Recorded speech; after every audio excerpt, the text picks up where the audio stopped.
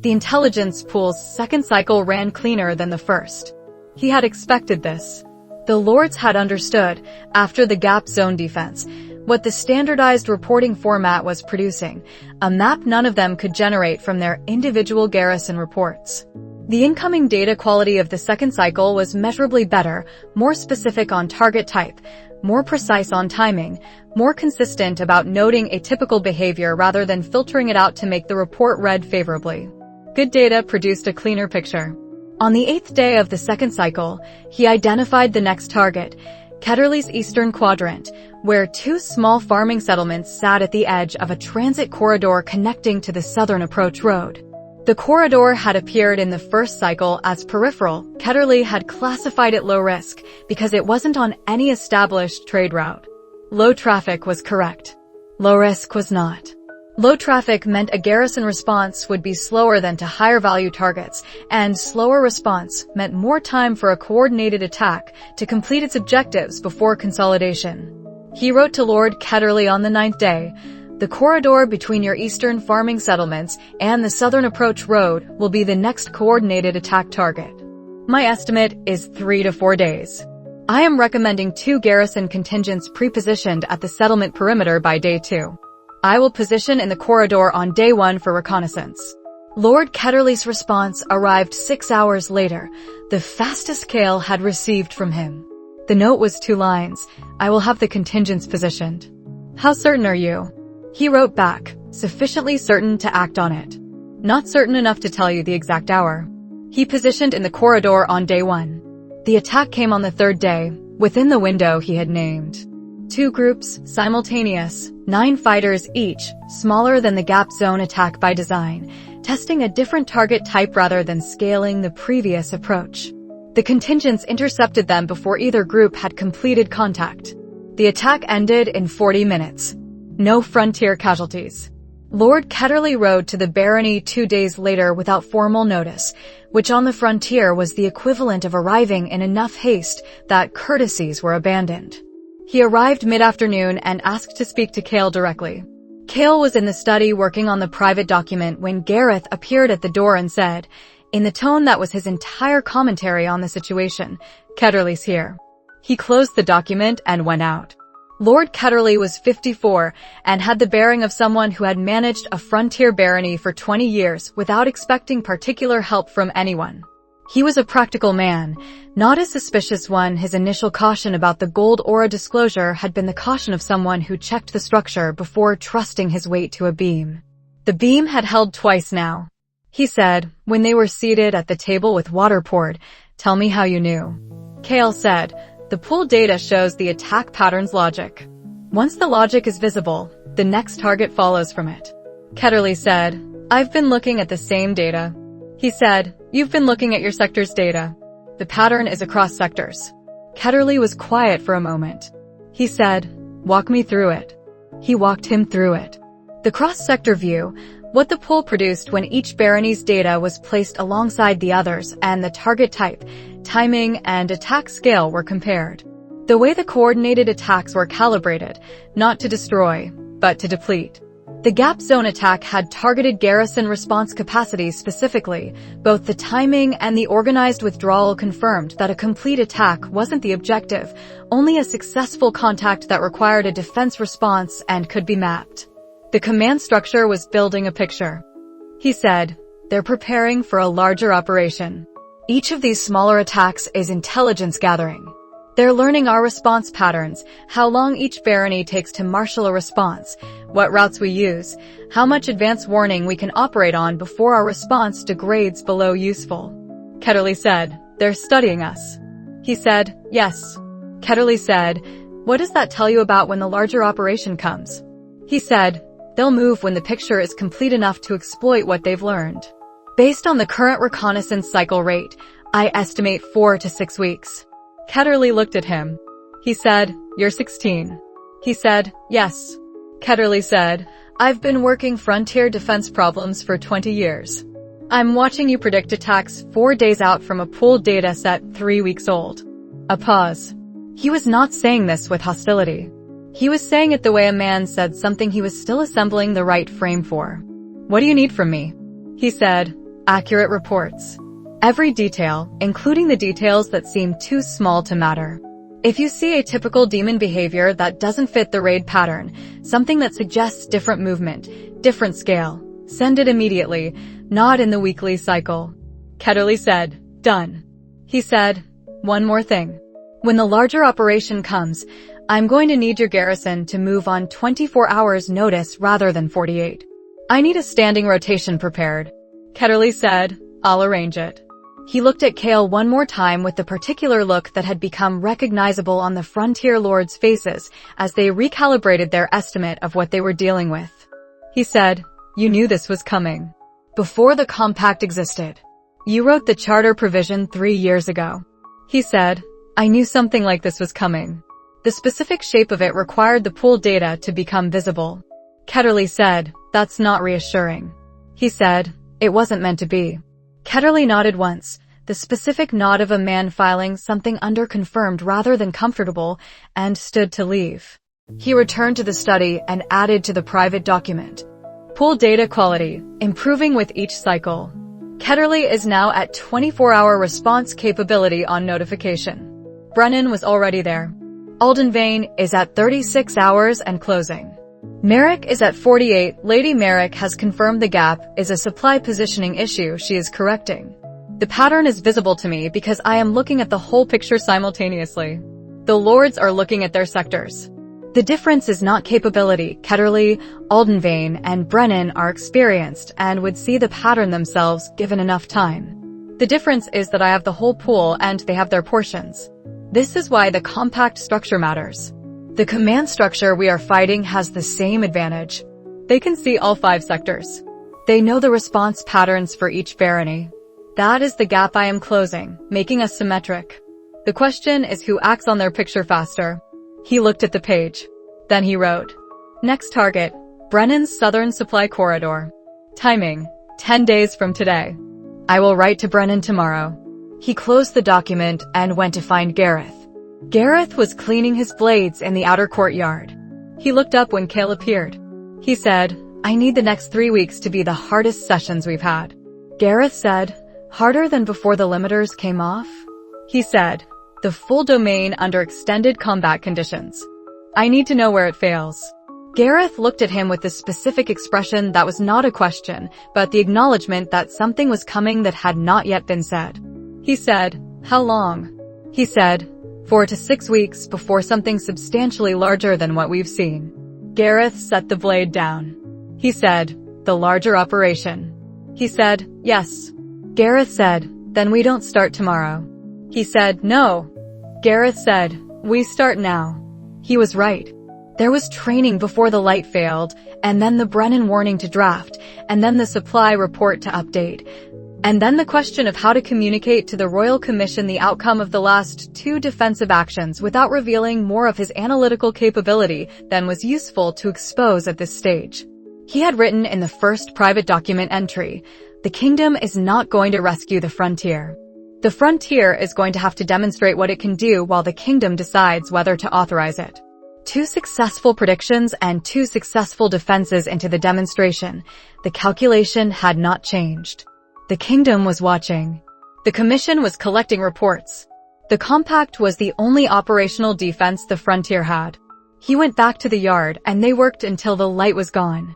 The next day he wrote to Lord Brennan. The day after that, Brennan's confirmation arrived.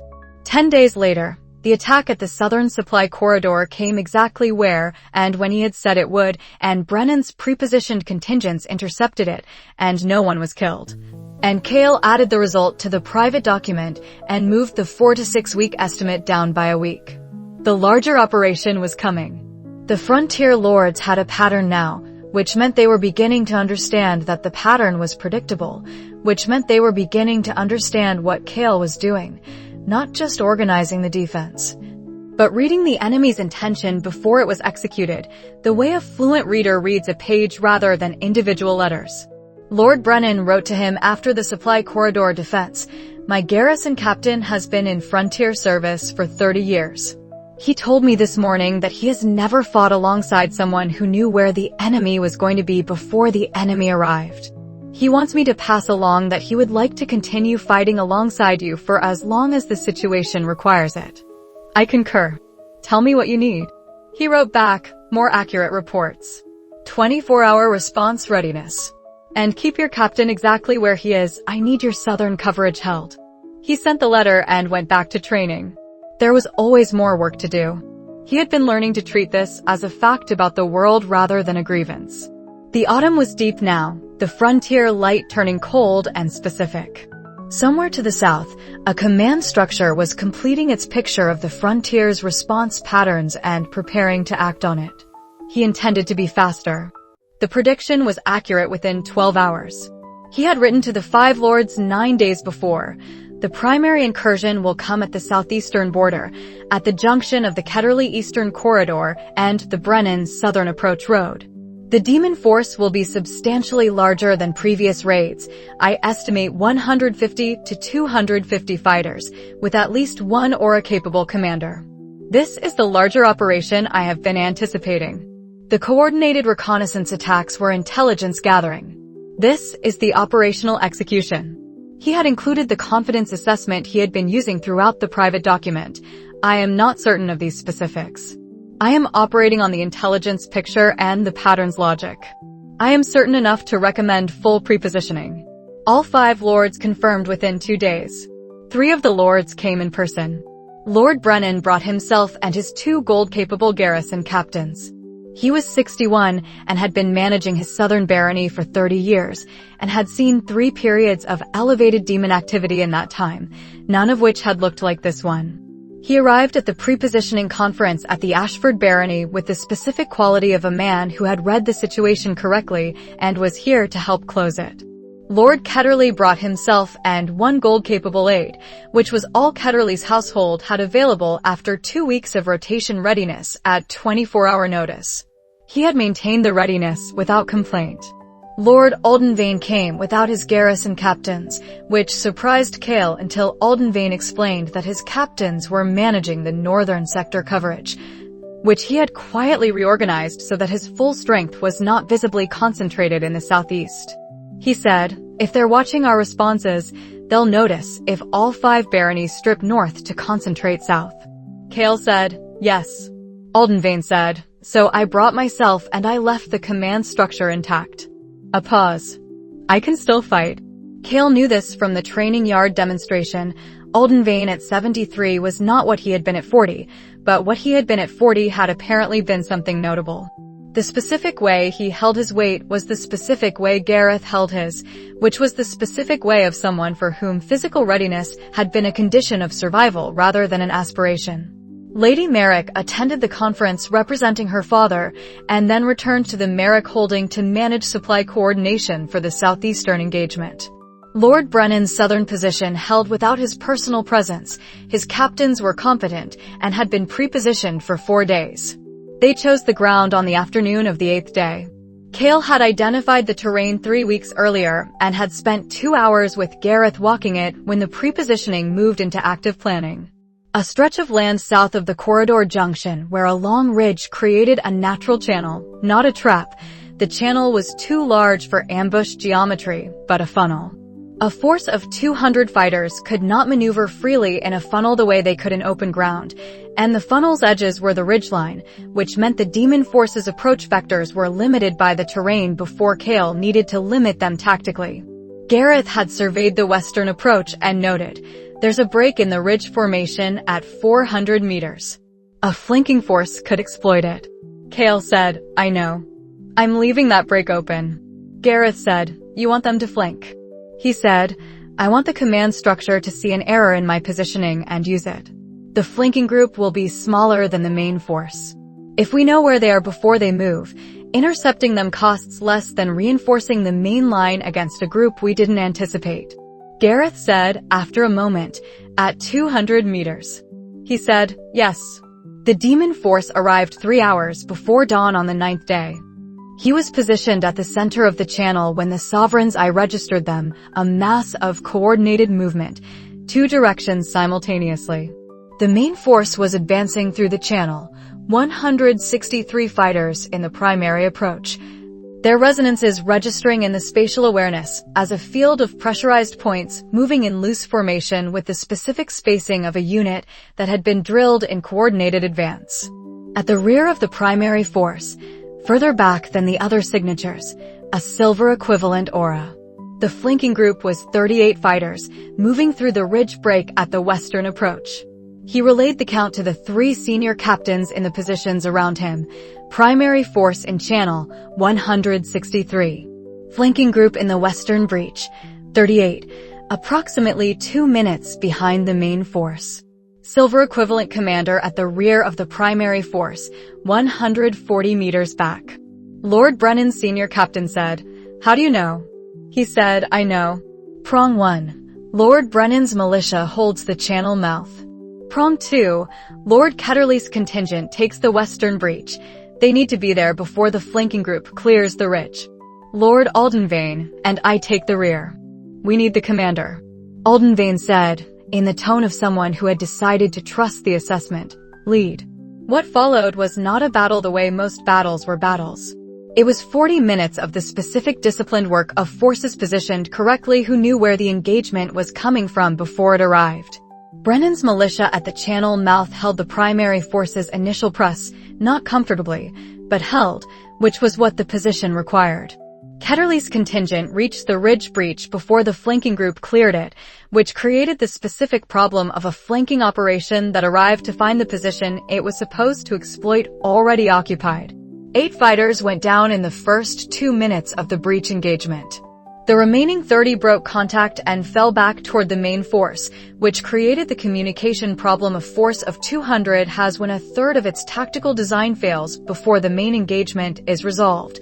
The commander, at the rear, received broken information through whatever coordination method the demon force used at scale, and broken information produced delayed orders, and delayed orders produced a main force that held its forward pressure for 3 minutes longer than was tactically sensible before the order to adjust reached them.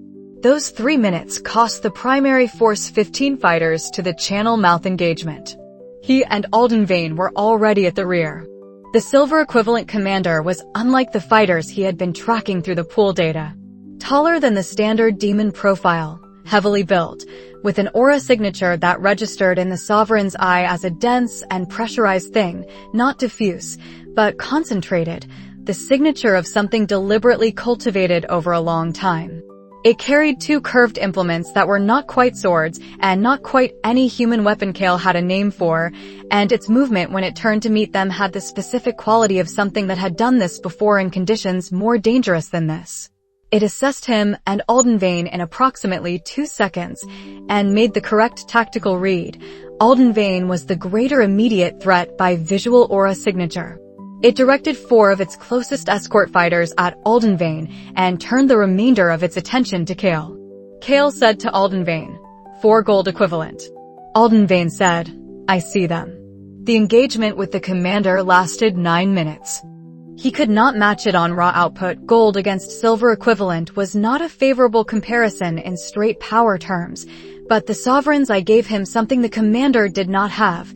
He knew where the strikes were going before they arrived.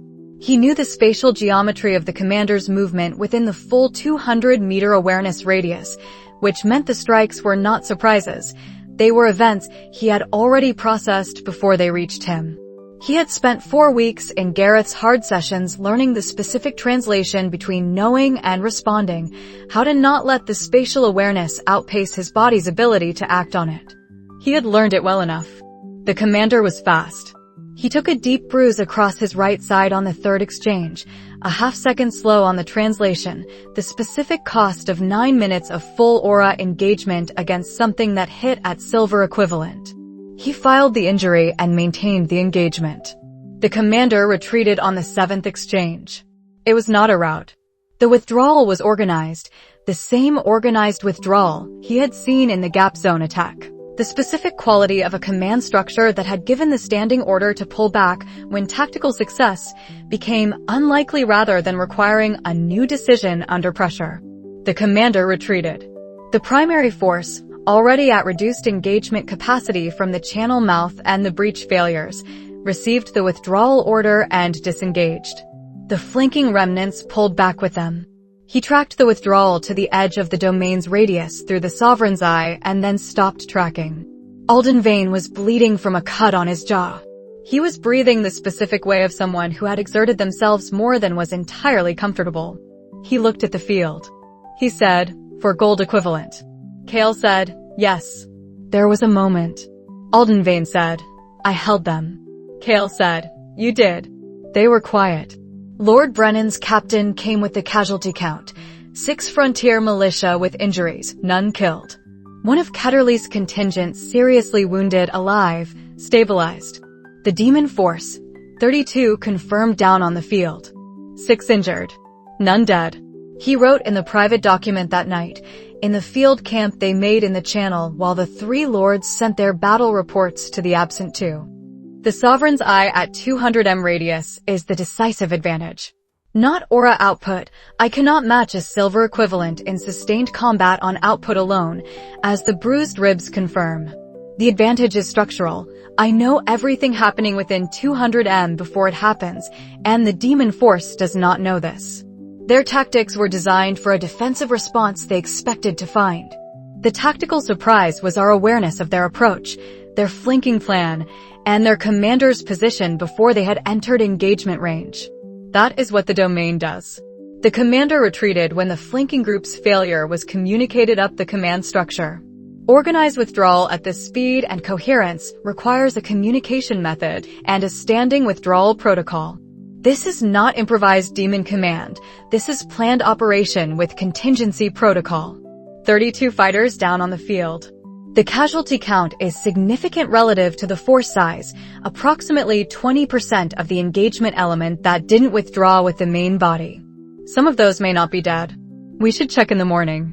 He set the document down and looked at the night sky above the channel, the frontier stars unobscured by cloud. Around him the camp settled, the specific, tired quality of people who had done difficult work and come through it with fewer losses than they had expected. 6 injured, none dead. He added one more line before he slept. Check in the morning. He had written check in the morning, and in the morning he checked. Of the 32 fighters confirmed down on the field, 23 were dead. He walked the channel with the militia captains in the early gray light and noted each of the 9 survivors. 7 were injured severely enough that they had not been able to follow the main force's withdrawal. 2 were alive and relatively intact. He stood over the 2 intact ones for a moment. They were ash gray, the specific coloration of Vethra's ash domain, which he had identified during the battle from the visual profile of the fighters and the resonance signatures they registered in the Sovereign's Eye. Larger than humans of equivalent build, broader through the shoulder, with the particular physical density of something that had been built by its environment rather than trained to that condition. They were watching him with a specific quality of attention of something that was assessing threat and finding the calculation not resolving into any framework it recognized. He thought about what had happened to them. The 2 intact survivors had not escaped the main force's withdrawal because the spatial distortion he had used late in the commander engagement had caught the rear section of the primary force's withdrawal route and held it for approximately 40 seconds. He had been targeting the commander's exit path specifically, trying to buy Alden Vane more time on the 4 gold equivalent escort, and the fold had spread wider than intended, affecting a section of the withdrawal corridor rather than the specific target point he had aimed for. The fold was disorienting. It created the spatial geometry of a space that did not behave as expected, where the distance between 2 points did not match what the eye said, where moving in the apparently correct direction produced movement somewhere else. A fighter encountering it without preparation had essentially 2 options: stop or struggle against the spatial geometry and injure themselves against it. These 2 had stopped. They had not surrendered. They had simply stopped, waited, and been waiting when the militia reached them. He was looking at captured demons, which was not the same thing as surrendered demons, and the distinction mattered. Lord Brennan Sr. Captain appeared at his shoulder and said, in the tone of a man raising a question he already knew the practical answer to, "We don't have a facility for prisoners. The standard procedure for frontier demon engagement is." He said, "I know what the standard procedure is." He said, "I'm not following it." The captain was quiet for a moment. He said, "What are you following?" He said, I want to talk to them. There was a longer silence. The captain said, I don't speak demon. He said, I need a translator. Does Lord Brennan's staff include anyone with frontier trade language experience? The captain said, there's a man named Aldous. Retired merchant. Did the southern passes for 15 years before the current incursion period started closing the routes. His demon trade language is commercial grade, goods and prices and basic negotiation. I don't know how useful that is for what you're describing. He said, bring him. He moved the two intact survivors to the barony's secondary stable. Solid walls, ventilation, not a dungeon, a space that was secure without being designed for punishment. He arranged water and food to be brought in before he went in himself. The food was the barony's standard provision: bread, dried meat, a portion of grain. He did not know what Ash Domain demons ate in their own territory, but they had been on a field operation for weeks, and the standard approach to someone who had not eaten in 2 days was to provide food and see what happened. Lord Aldenvane watched the arrangement with an expression that was not quite skepticism and not quite anything with a name. He said, you're feeding them. Kael said, yes. Aldenvane said, before talking to them. He said, they haven't eaten since yesterday. Hunger is not a useful condition for the kind of conversation I want to have. It produces desperation, not information. Aldenvane said, most commanders in this position would not make this distinction. He said, most commanders want compliance. I want to understand what they know. Aldenvane looked at him with the particular expression Kael had been receiving from the frontier lords for the past 3 months. The expression of someone who was continuing to update their estimate of what they were dealing with and was not entirely comfortable with how far the update required them to travel from their prior position. He said, I'll observe if you don't object. He said, I don't object. Aldous was 63, with the build and the specific tan of someone who had spent decades in outdoor commerce rather than indoor calculation. He arrived at the stable with the air of a man who had not expected his particular skill to become militarily relevant and was still deciding what to make of it. He said, commercial grade. I can do goods, prices, route terms, some weather, and travel. I can't promise anything beyond that. Kael said, that may be enough. He went in. The two demon fighters were sitting against the stable's western wall, the food and water untouched in front of them. They watched him enter. He did not hurry. He did not assert anything with his posture or his placement. He took the available surface across from them and sat down and let them look. This was the specific technique he had used at 12 years old in his father's receiving room when dealing with merchants who needed to say something they hadn't decided to say yet. Give them time to look. Let the space do the work. The thing most people rushed past in any negotiation was the establishing moment, and rushing it told the other party that you needed something from them, which was the wrong register to enter from. After a while, he said, through Aldous, who was standing at the door in the particular posture of someone who was concentrating on translation rather than what he thought of the situation, you're alive. That was a choice, not an accident. Aldous translated. The reaction was not speech. It was a stillness that was different from the previous stillness, not threat assessment. Something processing. He said, I'm not going to hurt you. You're here because I want to understand something, and you may have information that helps me understand it. Aldous translated. One of the demons said something. Aldous listened carefully and then said, quietly, to Kael, it's asking why a human would want to understand anything about what demons know. It says, and this is my best rendering of the phrasing, that this is not how it works. He said, tell it, I am a human who pays attention to how things actually are. Not how I was told they would be. Aldous translated. The demon was quiet for a long moment. The kind of quiet that was calculation rather than refusal. Then it said something. Aldous said, it says you are strange. He said, yes.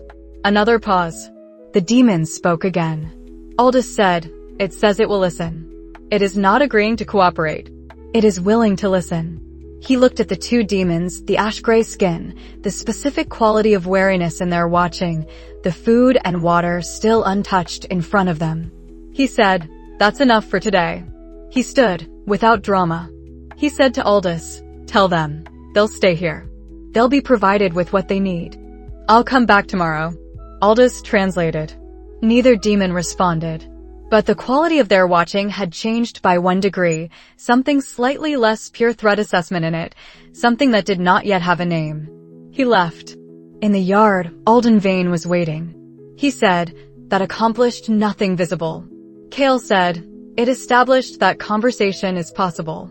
"That's the foundation." Alden Vane said, "Foundation for what?" He said, "I don't know yet. But the command structure that organized this incursion is not visible from the frontier. The frontier lord's intelligence on demon territory is limited to what crosses the border. These two have been inside that command structure." A pause. "They were inside the operation. They know things about who ordered what and why that I cannot learn from the pattern data alone." Alden Vane looked at him. He said, "You're going to use captured demon fighters as an intelligence source." He said, "I'm going to try." Alden Vane said, in the specific dry register he had been using since the conference in September, when he said of course you did about the charter provision. Naturally. He left to attend to his garrison's return preparations. Kael stayed in the yard for a moment, in the mid-morning light, and thought about what had happened in the stable. The willingness to listen was more than he had expected. It was enough to work with.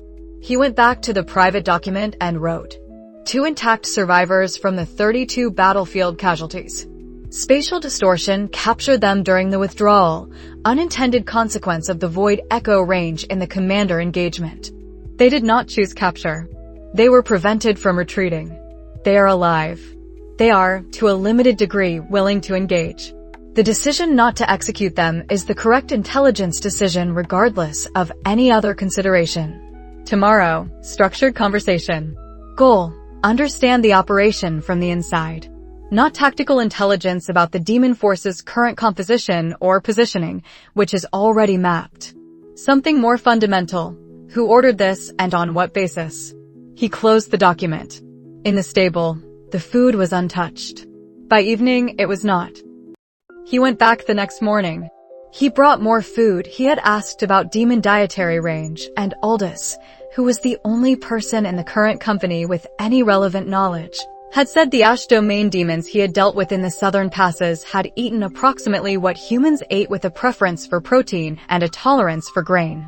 He arranged accordingly. He did not make a point of the food. It was on the table when he entered, and that was the full extent of the gesture. The 2 demons were in the same positions against the western wall. They watched him sit down. He said, through Aldous, "I'm going to tell you what I know. Not to demonstrate what I know, to show you where my understanding stops. If I've understood something incorrectly, I'd like to know." Aldous translated. The demons did not respond. He described the attack pattern. He described it precisely. The timeline of the coordinated raids, the target types, the specific calibration of attack scale, and withdrawal timing that had told him the raids were intelligence gathering rather than opportunistic. He described the simultaneous attack windows. He described what the simultaneous windows told him about the command structure, that it had the ability to set timing and target parameters across separate attack groups, which was not historical demon behavior. He said, someone with human tactical thinking was directing these attacks. Not because demons are incapable of tactics, because the specific kind of thinking involved matched a human command structure's approach to frontier intelligence gathering. Systematic. Calibrated. Interested in learning the frontier's response patterns rather than simply causing damage. He paused. He said, "Am I wrong about any of this?" Aldous translated. There was a silence. Then one of the demons spoke. Aldous listened carefully. He said, "It says, and I'm doing my best here, it says the pattern is accurate. What you're describing is accurate." He said, "Thank you." He continued. He described the larger operation, the major battle. He described what he had observed during it, the coordinated approach, the flanking group, the organized withdrawal when the tactical assessment changed. He said, the command structure is competent and organized and capable of updating its plan when a plan is not working. Those are not qualities that develop quickly. This is an operation that has been running for some time. He paused again. He said, the villages that were raided before the major operation. The smaller raids over the past 2 months. The civilian settlements in Brennan's southern sector and Ketterly's eastern quadrant. A pause. I want to understand those raids. The targets were farming settlements, family holdings, not military positions. He stopped talking. Aldous translated. A silence. Then the demon said something. It was longer than anything it had said previously. Aldous listened for a longer time than he usually needed. He said to Kael quietly, "This is the best I can do with the phrasing. It says, you are wrong about the villages." Kael said, "Tell me." Aldous said, "It says they were described to us as military positions. Forward positions. Armed fighters stationed there. Human soldiers at forward deployment." A pause. Aldous added, "It says they were not told the settlements were family holdings." The quality of the room changed. Not dramatically. He was sitting in a stable with 2 captured demon fighters and a retired merchant translator, and the light through the stable's ventilation gaps was the same mid-morning light it had been a minute earlier. But the quality of the room changed. He said, "The orders said military targets." Aldous translated. The demon said, "Yes. Human command positions. Armed. Military." He said, "Who gave the orders?" The demon said, "The commander." The battle commander directed the raids according to the operational orders. He said, "The commander received orders from further up." The demon said, "Yes." He said, "Do you know from where?" The demon was quiet. Then, "From the humans who speak to Vethra's officers. The humans who have been speaking to Vethra's officer command for 3 years." They gave the operational description. The commander passed the description to the raid groups. He said, "The humans described the civilian farming settlements as military forward positions." Aldous translated. The demon said something in what sounded like a confirmation register. Aldous said, "Yes." He said, "Thank you." He stood and left the stable. In the yard, the mid-morning was still and cool. Somewhere behind him, he could hear the sounds of the camp continuing, the militia captains reorganizing their return preparation, Aldenvane's garrison contingent checking their equipment, the specific ordinary sounds of people after a successful difficult thing. He stood in the yard and thought about what the demon had just told him. The farming settlements that had been raided over the past 2 months, the ones where people had been hurt, where garrison response had been forced, where the entire pattern of this incursion had begun. Those raids had been conducted by demon fighters who had been told the settlements were military positions. Armed human soldiers stationed at forward deployment locations. Military targets. They were not military targets. They were farming families. Anyone with actual knowledge of the frontier's settlement pattern would have known this immediately. Anyone who had ever traveled the southern corridor, anyone who had processed the trade route records, anyone who had conducted any real intelligence gathering on the frontier's geography would have known. Someone had described them differently. Deliberately. He went to the study and opened the private document. He wrote, "The demon fighters in the civilian raid phase of this operation were given false tactical intelligence. The farming settlements in Brennan's south and Ketterley's east were described to the raid groups as military forward positions, armed human soldier deployments. They were not. They are family farming settlements with no military presence." The false description was provided by human sources operating through Vethra's officer command structure. This has been ongoing for 3 years. The demon described 3 years of contact between these human sources and Vethra's officers. What this means, the demon fighters who raided those settlements believed they were attacking armed military targets. They were not provided the information that would have told them otherwise. Someone with knowledge of what those settlements actually were chose to describe them as something else. He paused. He sat with the weight of this for a moment. Then he wrote, "The civilians who died in those raids were killed by a demon force that had been told they were killing soldiers. Someone wanted those civilians dead or wanted the chaos of those raids and used the demon force as the instrument. The demon fighters were deceived as surely as the frontier population was attacked. This is not a demon war. This is someone using a demon force to conduct an operation that the demon force, if told the truth about its targets, may not have conducted. The someone is human, connected to Vethra's officer command structure for at least 3 years, has specific knowledge of the frontier settlement geography accurate enough to know which targets were credibly describable as military positions and which were not. and has an operational objective that required civilian deaths or frontier destabilization specifically. The 3-year timeline overlaps with the Eternal Covenant of Stars known capital operations. The operational objective, frontier destabilization, pressure on the capital to respond, manufactured crisis, is consistent with the order's pattern. I need to tell Seraphine immediately. He closed the document and wrote the letter. He wrote it in the specific register he used for intelligence. He had confirmed rather than hypothesized, not the cautious framing of working analysis, but the direct framing of something he was certain of and needed her to act on. He described the source, captured demon fighters from the major battle, communicating through a frontier translator.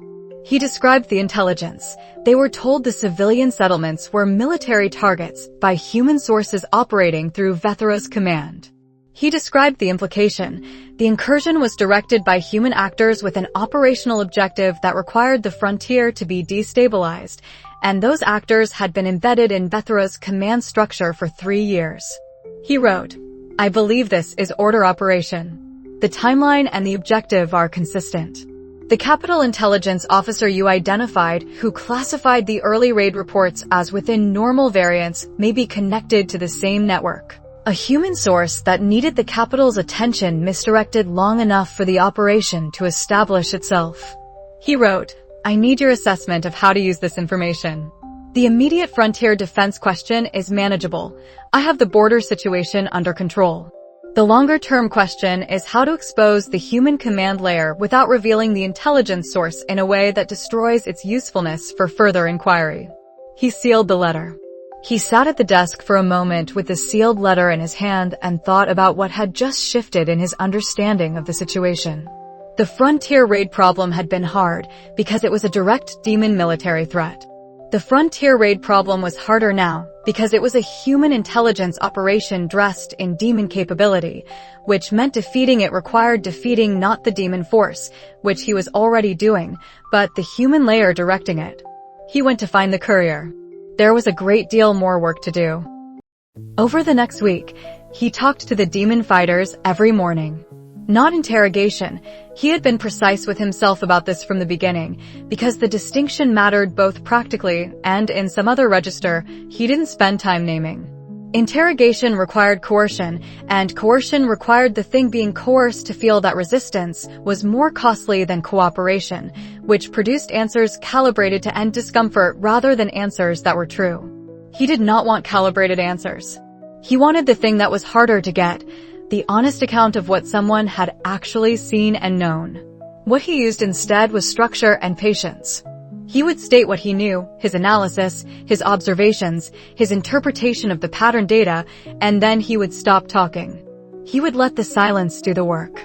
He would leave space for the demon fighters to correct him when he was wrong, which was a different thing from pressing them to give him information, and produced a different kind of engagement. By the 3rd day, he had begun to understand the shape of what he was dealing with. The 2 fighters were not political analysts. They were soldiers, lower ranking, mid-tier in Vethera's force structure, assigned to the major battle's primary approach group rather than the flanking element or the commander's escort. They knew what soldiers know, their immediate orders, the stated rationale for those orders, the general understanding of the operation that had been communicated through the command chain, and the specific texture of what it had been like to be inside it. They did not know the strategic layer above their commanders. They did not know who the human sources were or what their objectives were. But what they knew was specific and honest, because they were not trying to protect a position or manage a political relationship. They were 2 fighters who had been told one thing, had found out another thing was true, and were in the particular state of a person whose operational reality had not matched its description. He built the picture over 7 mornings. Vethera's domain, the Ash domain, volcanic south of Kareth, with the specific character of a territory that had been shaped by geological violence. Vethera's rule, aggressive, centralized, not without internal order. The domain was organized, the command structure coherent, but organized around Vethera's specific quality, which was the specific quality of a demon lord who found the offensive more natural than the defensive. Not a brute. A commander. The incursion orders, They had come 3 months before the first raid, through Vethra's officer command. The operational framing had been a targeted strike campaign against human frontier military infrastructure. The stated rationale: human military pressure on the border seal points was increasing, and a preemptive disruption of the frontier's defensive readiness was in Vethra's domain's strategic interest. He wrote this in the private document exactly as the demons described it, and then wrote, "This rationale is false on its face. Human military pressure on the border seal points has not increased." Kael's own frontier intelligence from the past 3 years shows no change in frontier garrison disposition near the seal points. The stated rationale was provided by the human sources who initiated the contact with Vethra's officers. It was a justification constructed to make the incursion look like strategic self-interest for Vethra when it was actually serving someone else's agenda. The other demon lords, he asked about this carefully on the 4th morning, framing it as a question about whether other domains' forces had participated in the incursion. The answer was no, and the specific quality of the no is interesting. The demon said, through Aldous, the council was not consulted. He said, the demon emperor's council. The demon said, the council. The other lords. Vethra received this operational proposal through the human sources and accepted it. The council was not informed. He said, is that normal? The demon said something Aldous rendered as, it is not standard. For an operation of this scale, council knowledge would be expected. He wrote, Vethra acted without informing the demon emperor's general council. This means the incursion is not a sanctioned demon military operation. It is a unilateral action by one domain lord, directed by human sources who provided both the operational proposal and the false rationale. Other demon lords are not involved. They may not know the specifics of what Vethra has been doing. On the 6th morning, he asked about the mood within Vethra's own forces. He asked it carefully, because this was the most sensitive territory, not enemy intelligence, but internal dissent, and internal dissent was the kind of thing that produced the most dishonest answers when a fighter was afraid of appearing disloyal. He asked it indirectly. He said, when the orders came through to raid the settlements, and the settlements turned out to be farming families rather than military positions, how did the fighters who knew respond? Aldous translated. A long pause. The demon said, some did not know until they were inside the engagement. The targets looked different from what they had been told. He said, and when they knew. The demon said, there was disagreement. Aldous worked through the phrasing carefully. Not open disagreement. But among the fighters who had been inside those raids, there were fighters who believed they had been incorrectly informed. Who believed the target description was wrong. He said, did any of them raise this with their commanders? The demon said, some tried. A pause. The response was that the operational intelligence was correct. That the human sources had confirmed military presence. That any civilian casualties were the result of civilian presence in military positions. He said, did the fighters who raised it believe that? The demon was quiet. Then, no. He wrote that evening. Within Vethra's own force structure, there is documented internal awareness that the target descriptions were incorrect. Fighters who conducted the civilian raids knew the target descriptions were wrong. They raised this concern through their command structure and were told the operational intelligence was valid. They did not believe this, and they are apparently not alone in not believing it. This is the shape of the demon side of this conflict, an aggressive domain lord acting on a human-supplied operational proposal using a force that, at least in part, does not believe it is doing what it was told it was doing. The peace faction the Dead King's letter mentioned, the demon lords who do not support the current incursion, is not a fiction. It is a real internal political condition. Vethra is in conflict with that condition within his own domain, as well as with the other lords who were not consulted. He looked at the page. He wrote, the human command layer behind this incursion needs the demon force to keep moving. Once it stops, once the frontier defense holds consistently enough that the operation's costs exceed its benefits to Vethra, Vethra will need a reason to continue that is strong enough to override the internal dissent. The human sources will need to provide that reason. The question is what reason they will provide next. He closed the document. He had been writing to Seraphine throughout the week, updates as the picture became clearer, the specific intelligence registered and its implication as he worked it out. Her responses were arriving on the 3-day courier schedule, which meant the letter that came in on the 5th day was responding to the first letter about the false target intelligence, and the letter that came in on the 8th day was responding to his 3rd update. Her 5th-day response. This changes the legal position entirely. If the order is directing a demon incursion by providing false intelligence to a demon commander, the order has committed something much more serious than domestic political manipulation. This is cross-border warfare by a non-state actor. The Demon Emperor's Council, once informed, has a political interest in this information becoming visible. It makes Vethera look like an order tool rather than a legitimate domain lord acting on strategic interest. I need the source documentation as clean as possible. Send me everything you have from the translated conversations, exactly as stated, with your interpretation clearly marked separately from the source material. His 8th-day response from her. I have begun building the case. The Capital Intelligence Officer I've been investigating. I now have 3 connections to the Order's Church Administrative Network. He classified the early raid reports as within normal variance because someone told him to classify them that way. I have the communication. I am not yet moving on him. I need the full picture before I move, because moving too early collapses the network rather than exposing it. You said the human sources have been in contact with Vethera's officers for 3 years. That timeline begins in the same year that I identified the Order's expanded capital presence. Whatever they were building in the capital, they were also building this. When will you have the full documentation complete? He wrote back, 2 more days. I'll send it when it's done. He went to the stable on the morning of the 7th day. He said to both of them, through Aldous, you've told me things that help me understand what happened and why. I want you to know that I believe what you've said. And I want you to know that when this situation is resolved, when the operation is exposed for what it is, the account of what happened here will matter. Including the account of what you told me. Aldous translated. The demon said something. Aldous said, it asks what resolution looks like for them. He said, I don't know yet. I can't make promises I don't have the authority to keep. What I can tell you is that I'm not going to use what you've told me against you personally. Aldous translated. A silence. The demon said, that is strange. He said, yes. He wrote the full documentation that afternoon and sent it to Seraphine with a cover letter that laid out exactly what was source material, what was his interpretation, and what remained uncertain. He sealed it and gave it to the courier. Then he went to find Gareth, because the training sessions had not stopped during the week of conversations, and they were not going to stop now. The frontier was still active. The larger operation had been defeated but not eliminated.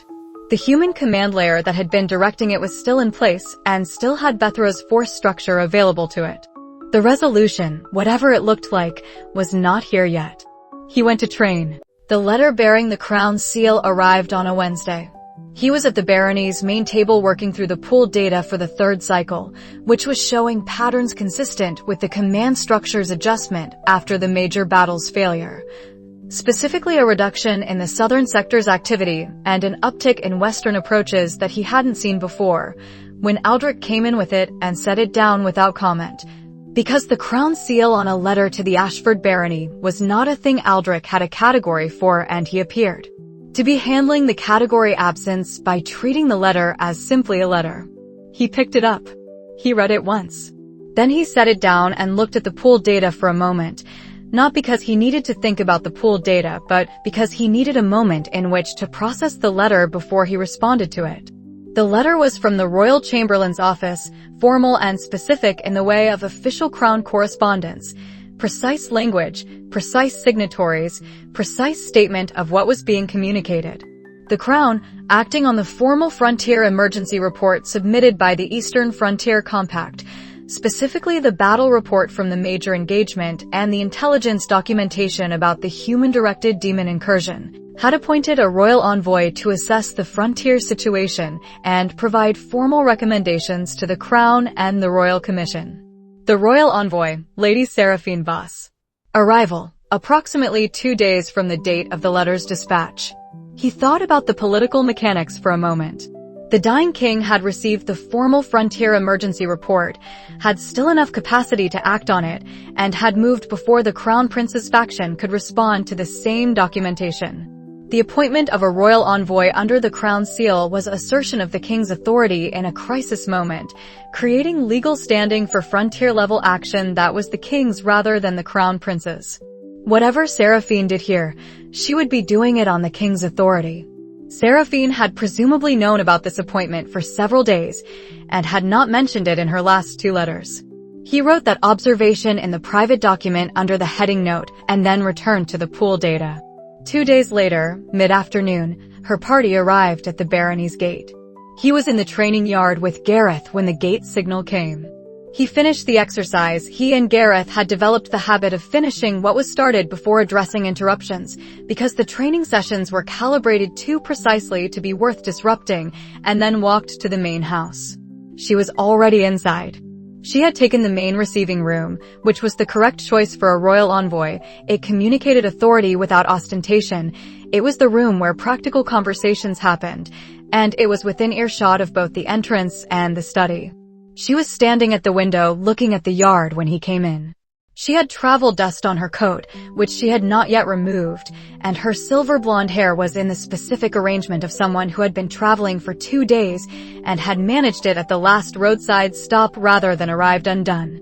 The violet eyes, when she turned, were the eyes of someone who had slept adequately but not well and who was calibrated rather than rested.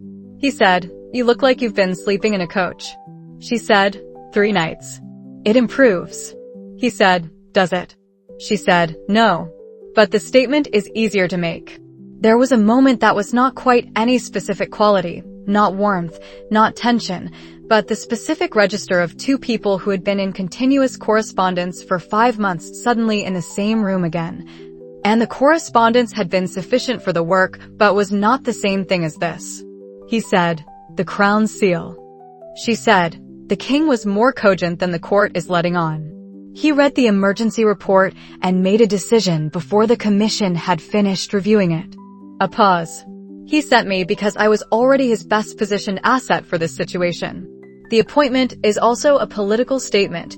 He's asserting crown jurisdiction over the frontier emergency before the crown prince's faction can frame it as within their authority." He said, "I know. I worked through the mechanics when I read the letter." She said, "I know you did." She moved from the window and sat down at the table. She had the specific quality of a person who had been managing a complex capital-side operation for 4 months and had kept it running correctly, and was now in the field where the operations results were visible and was taking a moment to assess. She said, "Tell me what you have." He told her. He laid out the current situation, the major battle's outcome, the prisoner intelligence, the documentation of the false target descriptions, his conclusion that the incursion was an order operation using Vethra's force as an instrument. He told her about the 3rd cycle pool data's new Western approach pattern. He told her about the demon fighters, that they were still in the secondary stable, that he had 7 mornings of documented conversation through Aldous, that he had sent her the full source documentation. She listened the way she listened in serious conversations, completely, without the half-attention of someone managing their response while they were being told something. She asked 3 clarifying questions. He answered each one. When he finished, she was quiet for a moment. She said, "The Capital Intelligence Officer I've been investigating. I'm ready to move." He said, "When?" She said, "I need 2 more weeks of documentation from the commission side. He's been communicating with an order church contact about the commission's first session report, which I've been monitoring. When I have the full set, the case is complete." She looked at him. "The frontier situation is separate from the capital operation. I need you to hold the frontier stable while I close the capital side." He said, "The frontier is stable." The major battle was a setback for the command structure. The 3rd cycle data is showing adjustment. They're probing the western approaches rather than the southeastern corridor, but we haven't seen another major engagement. She said, "You predicted it would take them time to recover." He said, "I predicted a minimum of 3 weeks before another organized operation. We're at 2 weeks post-battle." She said, "Then I have time." He said, "Yes." She looked at the table for a moment, the pool data, the battle reports, the neat stack of intelligence summaries he had prepared for her review. She said, "You've been here for 4 months managing all of this." He said, "Yes." She said, "Alone." He said, "With the Compact Lords." "And Gareth." She said, "With the Compact Lords and Gareth." Something in her tone that was not quite disagreement and not quite acknowledgement. Not the same as with someone who speaks the same language. He looked at her. He said, "No, not the same." There was a moment.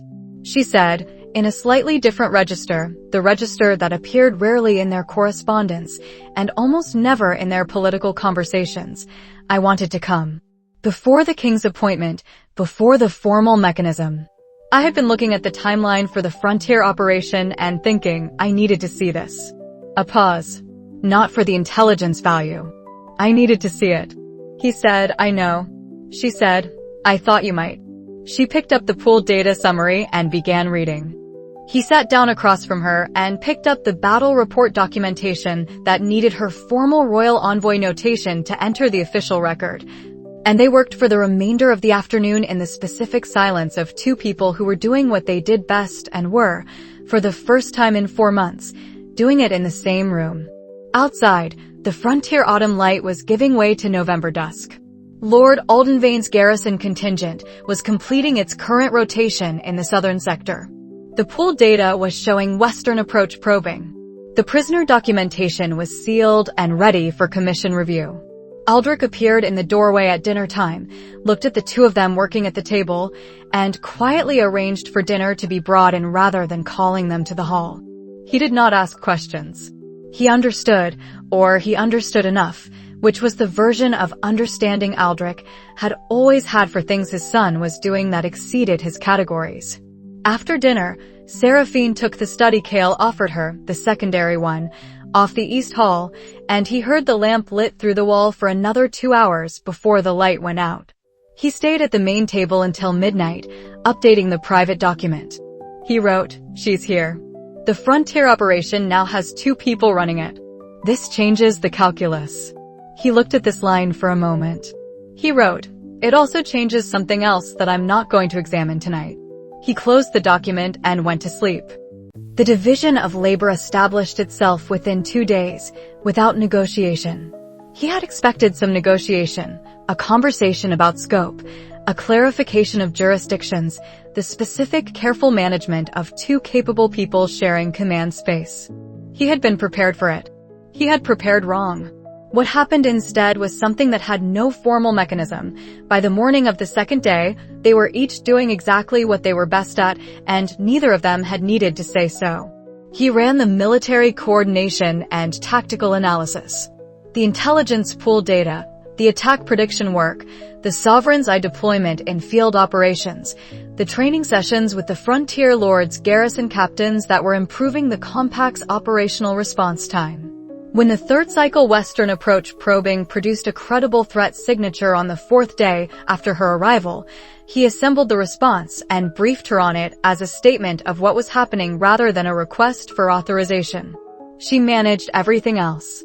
The formal commission communication was hers, the royal envoy correspondence that carried crown authority and had to be constructed correctly, which required understanding both the commission's formal procedure and the political map of which commissioners were operating in good faith, and which ones were managing the crown prince's interest in the commission's findings. She knew this map better than anyone alive except possibly the commissioners themselves. She dispatched the daily summary to the commission with the specific framing that put the frontier's operational success into the context the commission needed to process it, not as an argument against the commission's authority, but as data for its assessment. She made it easy for the commission members who wanted to do the right thing to do the right thing. She managed the supply line negotiation. The Frontier Lords' joint defense was creating supply demands that exceeded what any single barony had prepared for. Shared garrison support required shared provisioning. And provisioning at coordinated defense scale was a different logistical problem than provisioning at single barony scale.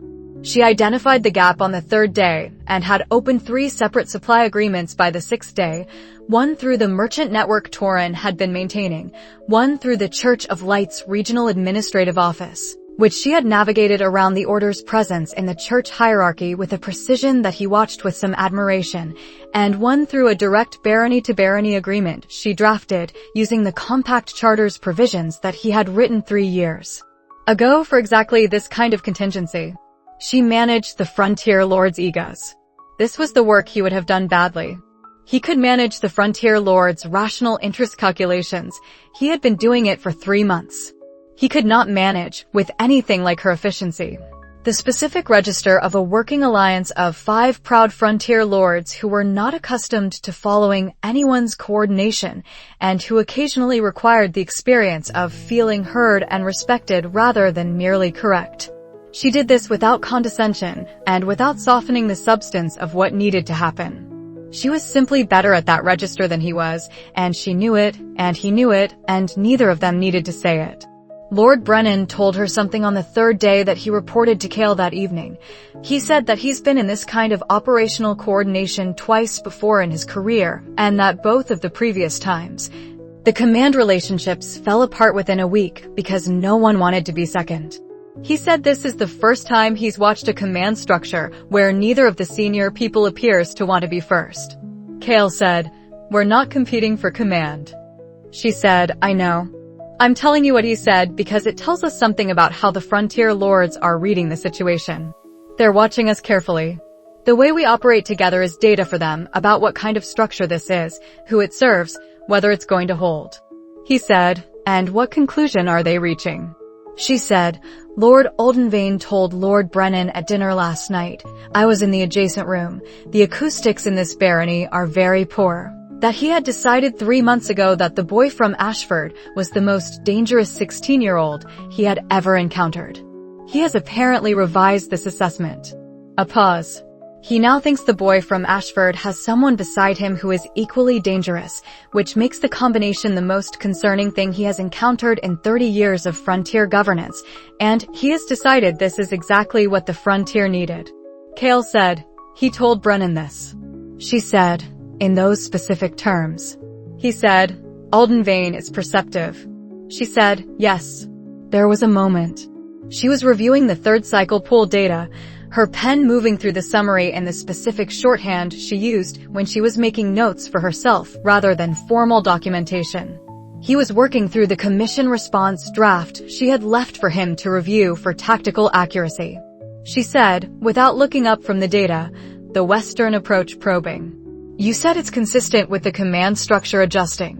What's your confidence on the timing of the next organized operation?" He said, 3 weeks minimum after the major battle, which puts us at next week.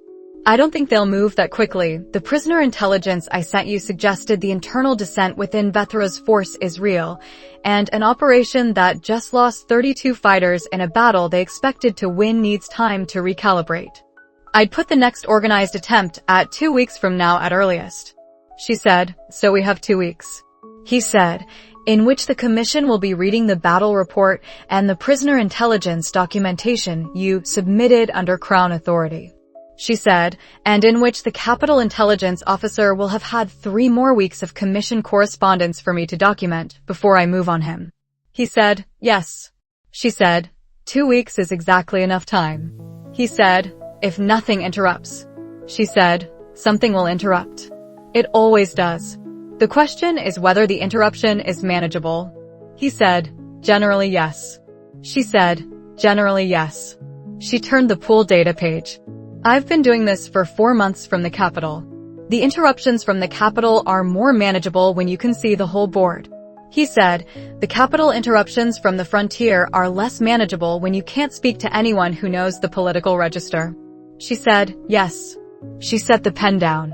She looked at him across the table, the specific looking that was not assessment, because she had finished assessing him sometime in the past, and what remained was something else she didn't name. She said, "We should have done this earlier." He said, "The royal envoy mechanism required the king to act. The king acted when the emergency report gave him the right context." She said, "I'm not talking about the mechanism." He said, "I know." She picked up the pen and returned to the pool data. He returned to the commission draft. Outside, the November frontier was settling into its specific quality, the cold that came earlier than comfortable, the first skim of frost on the northern pastures, the particular light of late autumn in the highlands that made everything appear slightly sharper than it was.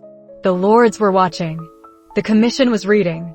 The Western approach probing was ongoing at a level that didn't yet require a response, but would require one within the week.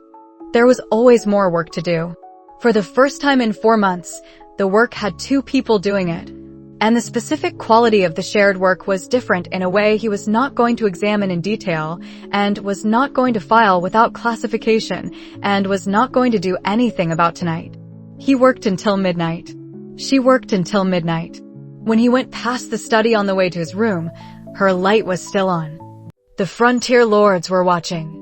He had noticed this on the 3rd day and had filed it as expected behavior. 5 lords, or their representatives, who had committed significant political and military resources to a coordinated structure based substantially on his analysis and judgment, now watching the structure's command relationship to determine whether their confidence had been correctly placed.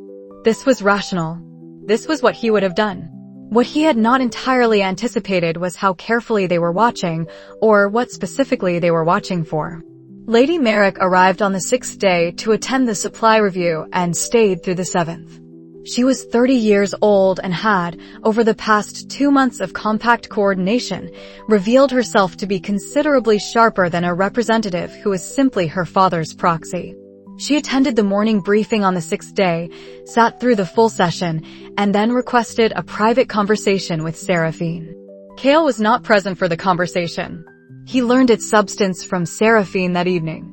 She said, Lady Merrick wanted to understand the command structure. He said, what specifically? She said, who is in command? She said, and I'm quoting this fairly precisely, I've been in the compact for 3 months, and I have not been able to determine who Lord Ashford reports to. She said it without hostility, as a genuine question. He said, what did you tell her? She said, I told her that the compact's military coordination reports to the intelligence pool, which reports to the compact lords collectively. I told her that the royal envoy's authority is a crown instrument for assessment and formal recommendation, which is separate from operational command.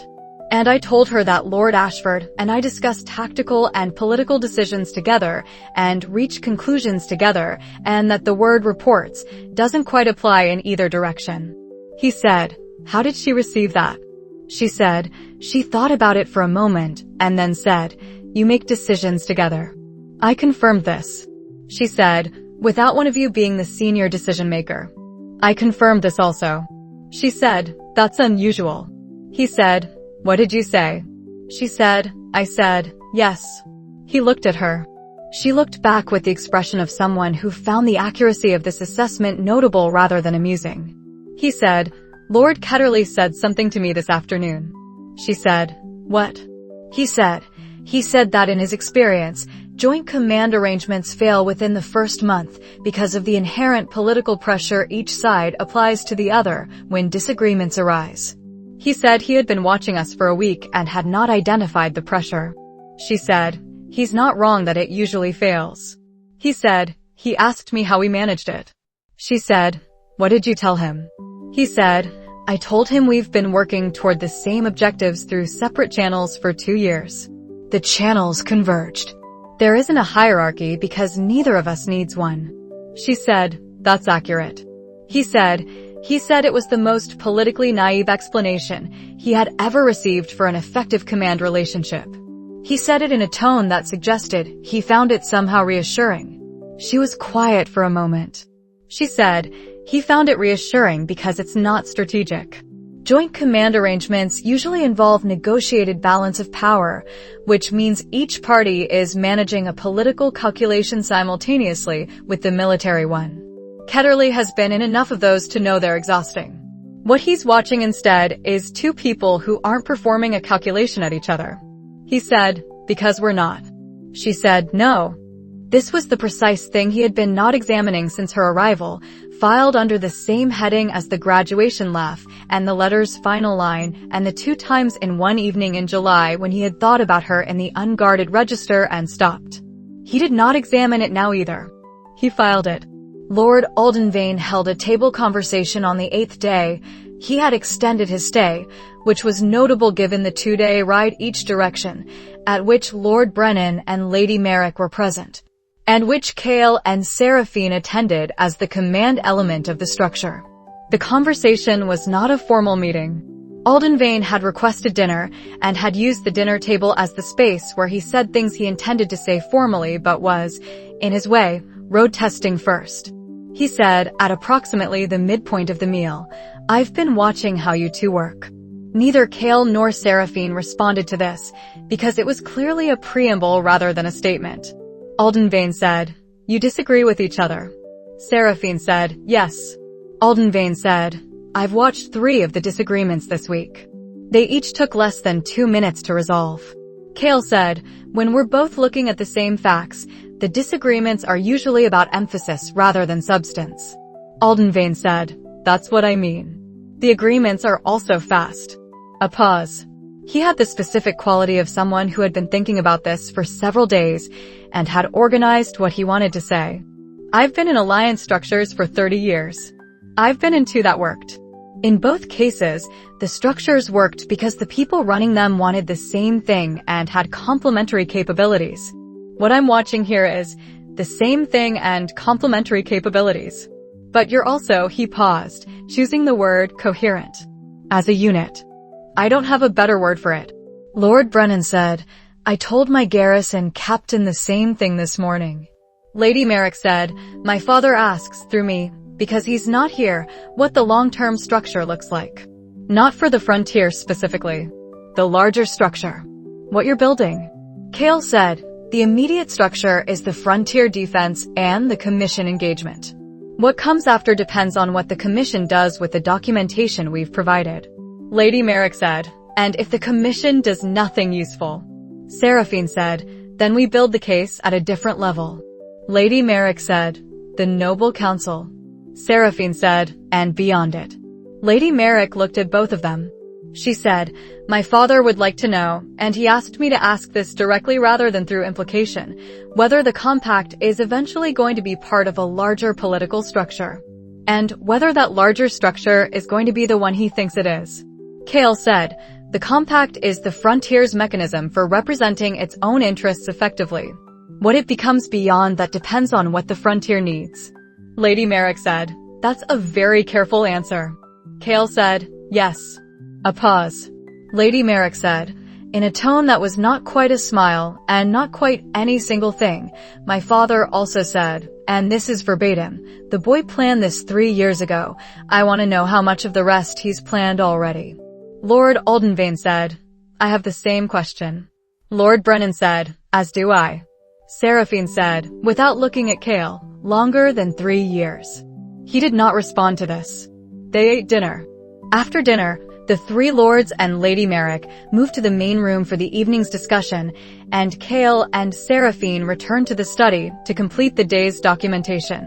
He said at the desk when the door was closed, "Longer than 3 years." She said, "It's accurate." He said, "It is. I was noting that you said it."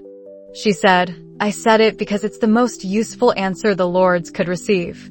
They're deciding whether to extend their commitment beyond the immediate frontier crisis. The answer that makes that commitment rational is, this was built with a longer horizon than the current situation." He said, "Yes." She said, "Was there another reason I shouldn't have said it?" He said, "No." She returned to the documentation. He returned to the pool data. Outside, the November night had fully settled over the frontier. The lords were in the main room, and their voices came through the walls at the indistinct level of a conversation that was not meant for the study. And the specific quality of those voices was the quality of people who had decided something rather than people who were still deciding. He wrote in the private document, "The lords are watching us to determine what the structure is and whether it holds. What they're seeing is, it holds. What they're not seeing, and what I'm not going to write down in detail, is the specific nature of what makes it hold, which is something I have been not examining since she arrived." He looked at this line. He wrote, "The frontier is operational. The commission is engaged. The capital operation is 2 weeks from resolution. Everything is working. He left the last line and closed the document. They both worked better at night. He had known this about himself since the academy, the specific quality of the late hours, when the political performances of the day had settled and the work that remained was the work itself, without the layer of social management that daytime required. He had not known it about her until the second night of her residence at the barony, when he had come past the study at the second hour past midnight and found her lamp still burning and heard the pen moving, and had understood. She was the same. By the end of the first week, they had organized the night watch by mutual and informal agreement. The Eastern Perimeter Watch ran in 4-hour shifts through the night, manned by garrison rotation, with a command-level presence for the last 2 shifts, the ones that ran from the second hour past midnight to dawn. Kael had been taking one of these shifts throughout the incursion period. They were the hours when the sovereign's eye was most useful for early warning, and they were the hours when his mind ran clearest. She asked to take the shift with him on the 9th day of her residence. He said, "It's cold." She said, "I've been cold before." She had. She took the shift. The Eastern Perimeter was a stretch of elevated ground at the barony's frontier edge, where the valley's eastern ridge looked out over the approach corridor they had used in the gap zone defense 2 months earlier. The garrison had maintained a signal fire position there throughout the incursion period, a prepared site with a wind break and a clear sight line to the south and east. In daylight, it looked like exactly what it was. In the dark, in the specific cold of November at elevation, it looked like the edge of the world. He had stopped noticing the cold after the first week of maintaining the watch. She had not yet stopped noticing it. He could see this in the specific stillness of someone who was managing a physical discomfort without performing the management of it, which was her characteristic approach to discomfort. But she was managing it adequately. They had been on the perimeter for 2 hours when the watch reached the quiet hour. The quiet hour was the specific quality of 3 in the morning on a still night when the garrison rotation had just completed its check. No signals had been sent in either direction. And the sovereign's eye was reporting nothing of consequence within its full radius except the normal demographic weight of the barony at rest. On the frontier, quiet had a particular texture, not the absence of sound, but the specific sounds of land that was inhabited but sleeping, the distant animal sounds, the wind through the ridge formation, the occasional shift of the garrison sentries. She said, in the tone she used when she was not building towards something, but simply saying a thing, "Tell me about the barony." He said, "What about it?" She said, "Not the tactical assessment. Not the economic picture. Just, what is it like?" He looked at the eastern ridge in the dark. The valley below was invisible, just the shape of it implied by the absence of stars at the right-hand edge of his sight. He knew from the sovereign's eye the exact position of every person in the barony at this moment, his father asleep in the east wing, Gareth in the small house at the barony's edge, the garrison sentries at their positions, the household staff. He knew the barony as a spatial fact constantly. He found that he wanted to describe it differently. He said, in the first 2 weeks of September, when the trade route is at its late summer peak before the winter slowdown, there's a quality to the main road in the morning. The permanent stalls open around the second hour, the ones that have been there for 3 years and have their routines, and by the time the rotating merchants arrive, the road has a specific sound to it that it doesn't have any other time of year. It sounds like a place that's doing what it's supposed to do. She said, "When did you notice that?" He said, "Summer of year 10. I'd been at the academy for 2 years, and I came back and walked the road the second morning.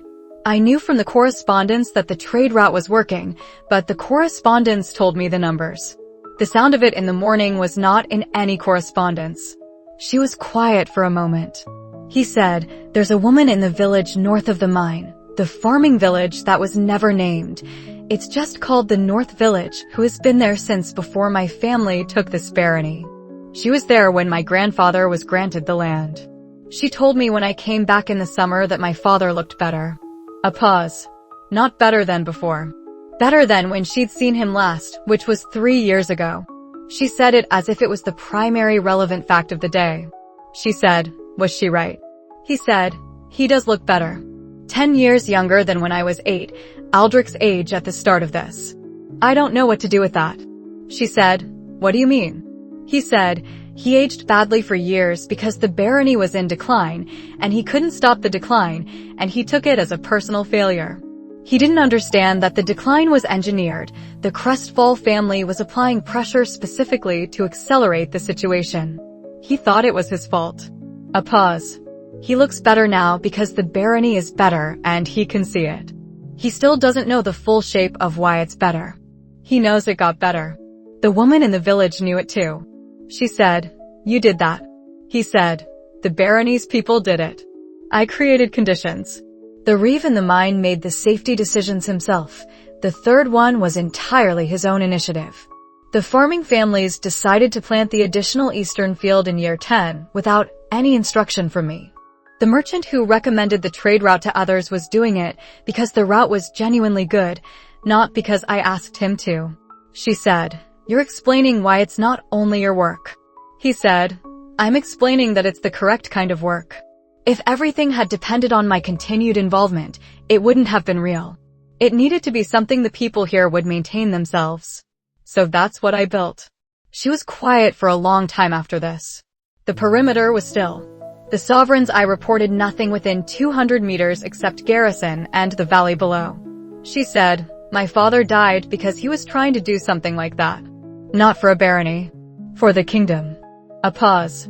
He found evidence of the crown prince's agreement with the order. He went to bring it to the king. Someone who was watching for exactly that kind of action moved against him before he could reach the king's chambers. He said, "I know." She said, "I've been investigating it for 6 years." She said it simply, the way she said things that were simply true. "The first 4 years I was alone. The last 2, since the pact, I've had your network's material."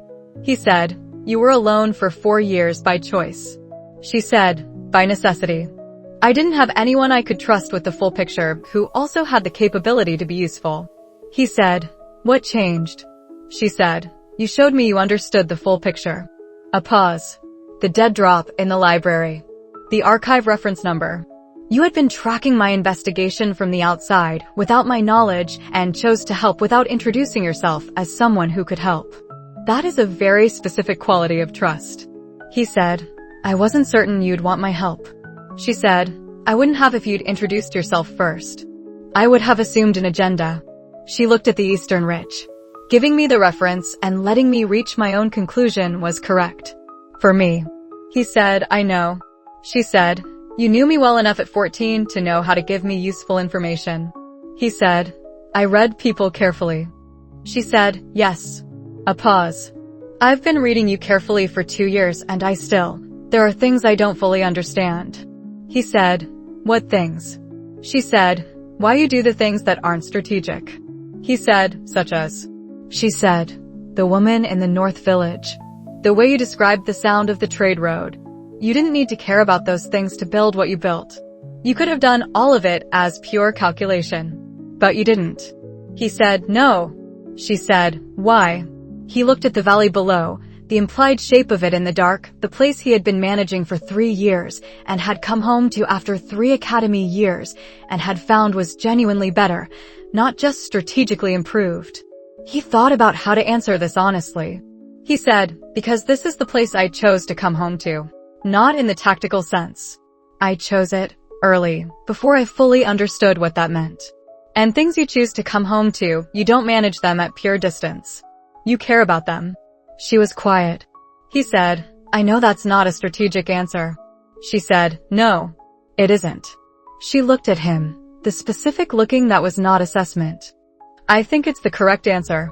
A signal fire lit on the northern perimeter. He was already moving. She was already moving behind him, the specific readiness of someone who had been maintaining the watch correctly and had not let the conversation reduce the attention she kept on the perimeter. They ran back to the command position. It was a false signal. One of the northern sentries had misjudged a fox moving through the perimeter's edge, the animal's heat signature and movement pattern triggering the precautionary signal protocol. The all-clear came 20 minutes later. He returned to the signal fire position and stood looking north at the dark perimeter for a moment. She was beside him. She said, "Continue tomorrow." He said, "Yes." They finished the watch in the specific quiet of the frontier night. doing what they were there to do, and the conversation was filed in the same place as the other things that were not going to be examined tonight. 3 nights later, same shift. He had been on the perimeter for an hour when she arrived, 2 minutes past the shift handover, which was unusual. She was precise about timing. She came from the direction of the study rather than the main house, which meant she had been working late and had come directly. The specific quality of her movement was the quality of someone who had been thinking about something for longer than the walk from the study. He did not ask. He gave her time to look at the frontier in the dark, which was what he did when he needed to settle into the space. She stood for a few minutes. The Sovereign's eye reported nothing of consequence. The night was still. She said, "The Commission's response to the battle report arrived this afternoon." He said, "I saw it." She said, "They're recommending an additional evaluation period before issuing formal conclusions." He said, "Which means 2 more months." She said, "Yes." A pause. "The 2 commissioners who submitted the formal questions I positioned, they've been effective. The questions are in the record. The acknowledgement that the Templar deployment was inadequate is in the record. But the full picture of the human-directed incursion is still under review." He said, "They're not moving slowly because they don't believe it.